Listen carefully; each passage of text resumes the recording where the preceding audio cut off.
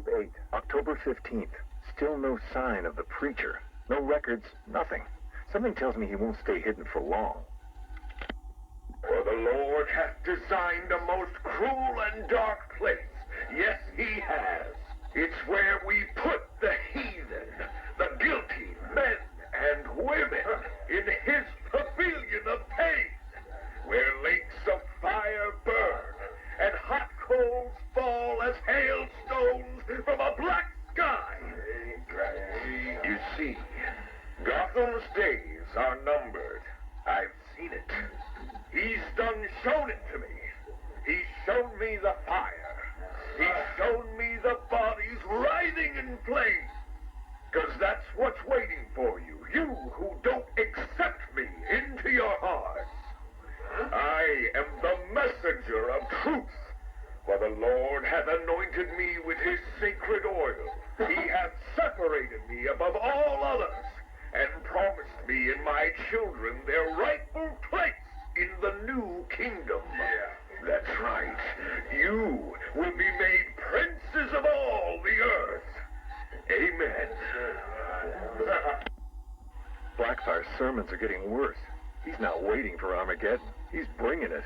And I'm gonna be right there when he does.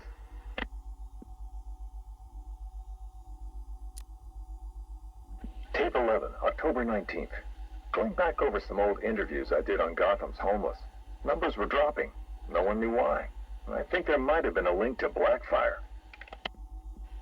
My name's Terry Noonan. I worked the sewers best part of 20 years. You name it, I've seen it. Walls of fat so thick they'd swallow you up. Rats as big as dogs. Enough teeth and hair to give you nightmares. It's a different world down there. I understand you've got a theory, Mr. Noonan. Terry, please. Some people like to think the homeless are disappearing because Gotham's pulling them out of the gutter.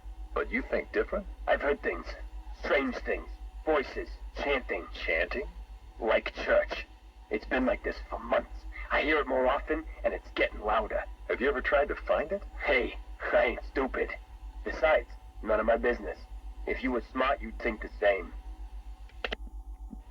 Noonan went missing not long after this. Cops found his body stuffed in one of those giant fat deposits. They said it was an accident. I figure he found something he wasn't supposed to. What the hell are you up to, Blackfire?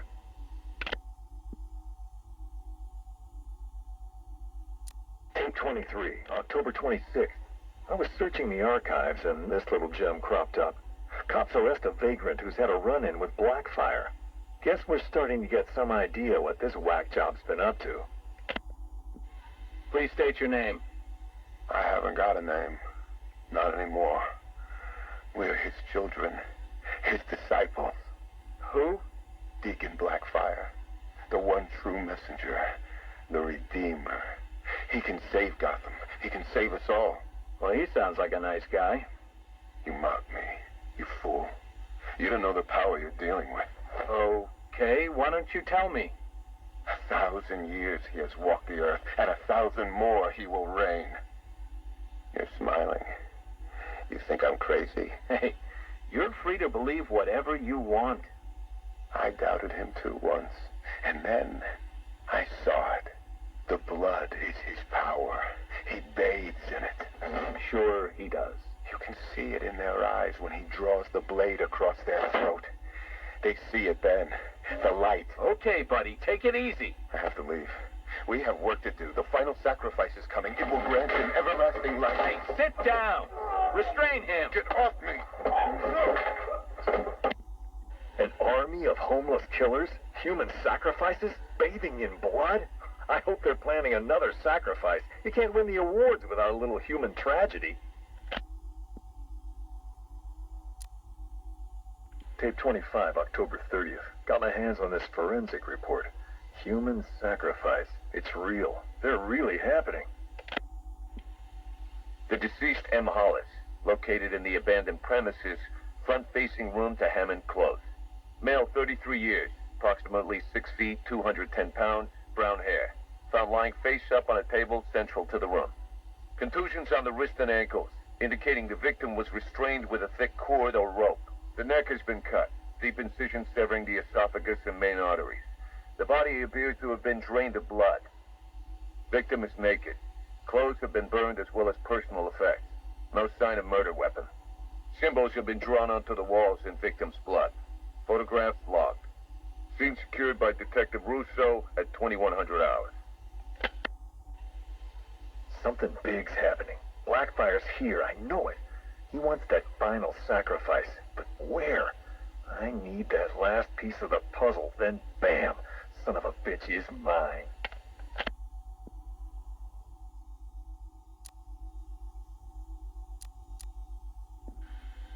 A big piece of the puzzle just fell into place. Lady of Gotham. That's where it's going down. I couldn't wait for you, Batman. Sorry. This one's too important to miss.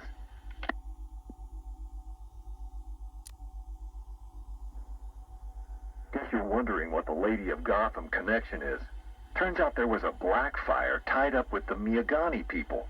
His name crops up in tribal stories. Seems like they shot him with arrows. Shut him in a cave. You want to know where that cave is supposed to be? You got it. Directly beneath the Lady of Gotham. Looks like the irony didn't escape our preacher. Cash ran this guy's prints. Turns out he's got a past. Tax evasion, fraud. One file dates back to the 20s. Cash thinks it's got to be a mistake. Part of me wishes Blackfire was telling the truth. Guess we all want to believe, huh? Too bad he's just another con man.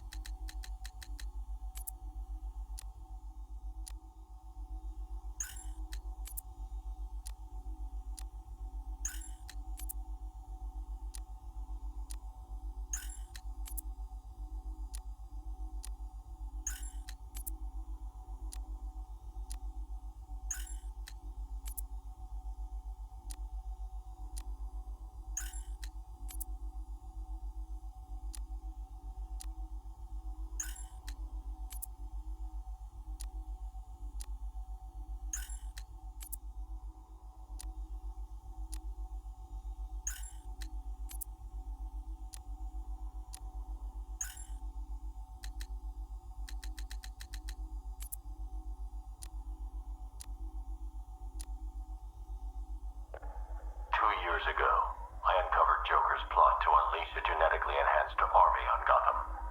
The drug he used to modify his henchmen was called Titan. Before I could stop him, Joker ingested a massive dose of the Titan formula and mutated into a gigantic abomination. I managed to defeat him, but his overdose had devastating side effects. Joker was dying, and he needed a cure. To ensure my cooperation, he infected my blood with his own, leaving me no choice but to help him. But that wasn't all. He contaminated Gotham's blood banks, too. The result? The patients currently quarantined here. Joker's mutated blood behaves like a prion infection, attacking the brain and transforming these people into him. Unless we find a way to reverse the process, no one will be able to stop what he has unleashed.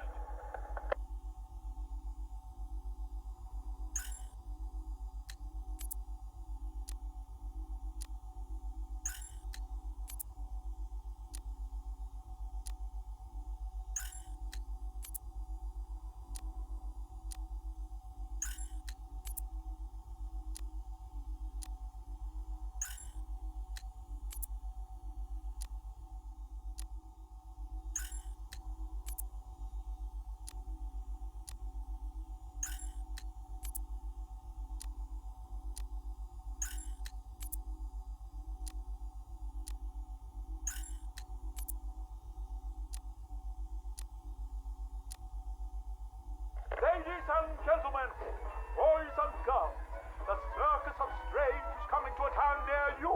Never before has such a host of talented performers gathered in one place to amaze and entertain.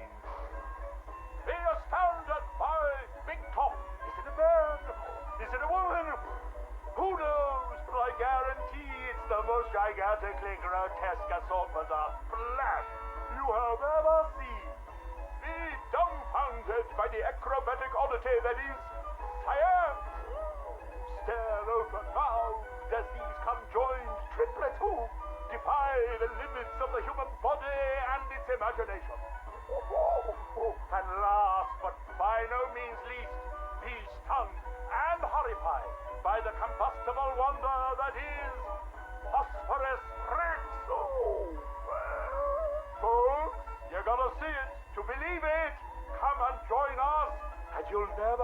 set the world the same way again!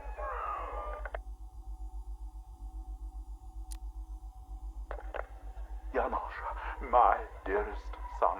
Oh, my perfect child, I make these recordings so that you are not alone. So that you know Daddy loves his son. Daddy loves his little pig.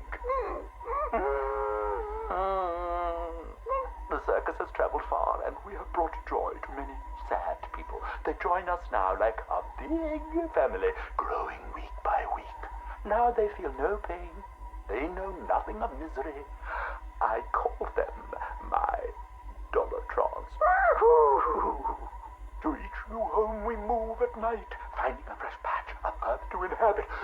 Secret places in forgotten parts of town.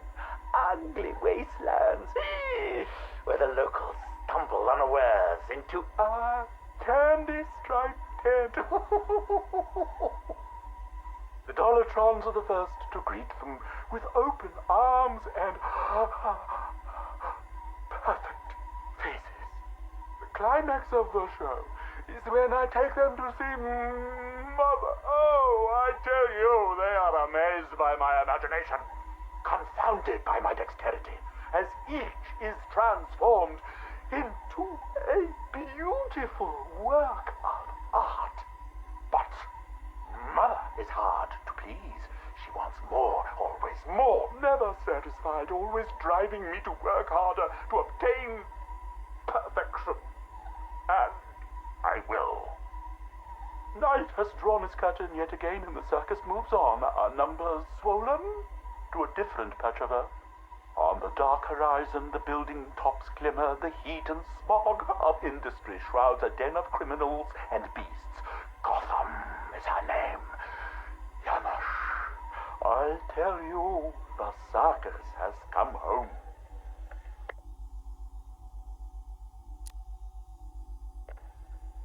My dear Janosch, it is time you learned the truth about your mother, your real mother.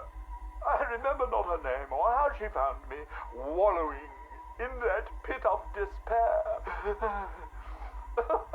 Oh, like an angel, she swept into my turvy world, dragged me, screaming, from shapeless chaos, and wrapped me in her arms. She was a beauty, Janosch, a masterpiece, perfect in every way, until Mother Goat found her. Imagine my horror when I emerged from that dreamy soup and discovered what she'd done. Placenta face, cork-on smile, ribbons of ruptured flesh.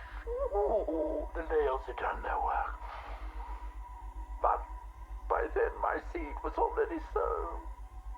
Your life already begun. Mother would have killed you both had I not stopped her. Saved you from her rage.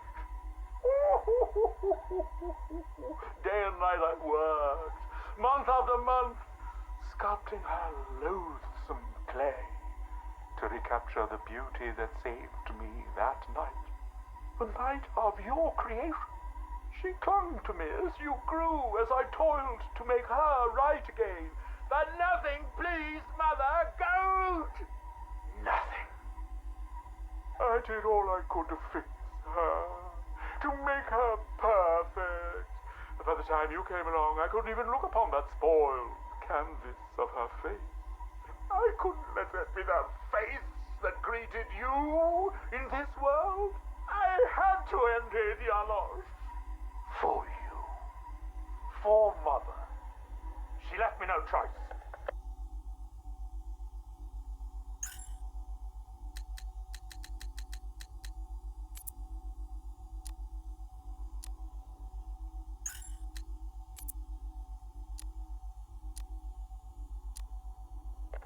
I thought it best we meet alone, Edward. I know what you're doing, Crane. Talking to me away from Cobblepot and the others. You're appealing to my ego. Is it working? Ha! I don't have an ego, Crane. I'm far too brilliant. Especially for the likes of you. Of course, Edward. But nonetheless, we have a mutual foe. A foe I could vanquish with but one of my cerebral lobes intact. Yet here you are, proposing an alliance that would let you bask in my luminescent glory. But what if you failed, Edward? What if, by some underhand means, of course, the Batman were to humiliate you again? Absurd. I know, Edward, it's a frightening thought. How many failures can even your enviable reputation withstand? But if the Bat were distracted and tugged in too many directions by too many threats, why, then you would be assured of the upper hand. I don't know how to respond to your ridiculous insinuations, so all I will say is this. Tell me which day you plan to attack Gotham, and maybe, just maybe, if you're lucky, I will coincidentally put my entirely separate and superior master plan into effect. How kind, Edward. I will keep my fingers crossed. Who is this? Ah, Miss Kyle. You have the privilege of conversing with me, the Riddler, Gotham's premier supervillain and intellectual colossus. And I'm honored, Eddie. Really. Bye. Wait. I'll get to the point. I find myself in need of your unique skill set, your street smart, as your intellectually challenged kind adorably calls them. I'm going to adorably hang up on you, Eddie. No, listen. I need something acquired, something valuable. Sorry, Eddie. It's just that I have all these clients who aren't insecure little power-mad man-children. Fine. You may name your fee. Information. Ah, the most valuable commodity of all. Scarecrow's planning something involving Batman. I might be furnished with the absurd particulars of his ridiculous scheme. I'll get you what you want, Eddie, if you tell me what I need to know.